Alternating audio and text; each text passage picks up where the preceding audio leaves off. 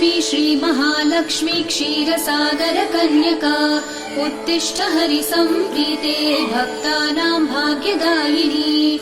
श्रीलक्ष्मी श्रीमहालक्ष्मी क्षीरसागर कन्यका उत्तिष्ठ हरिसम्प्रीते भक्तानां भाग्यदायिनी।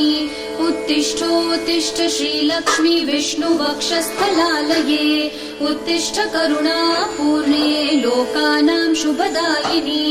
उत्तिष्ठोत्तिष्ठ श्रीलक्ष्मी विष्णुवक्षस्थलालये उत्तिष्ठ करुणापूर्णे लोकानां शुभदायिनी। श्रीपद्ममध्यवसिते वरपद्मनेत्रे श्रीपद्महस्तचिरपूजित पद्मपादे श्रीपद्मजात जननी शुभपद्मवक्त्रे श्रीलक्ष्मी भक्तवरदे तव सुप्रभातम्।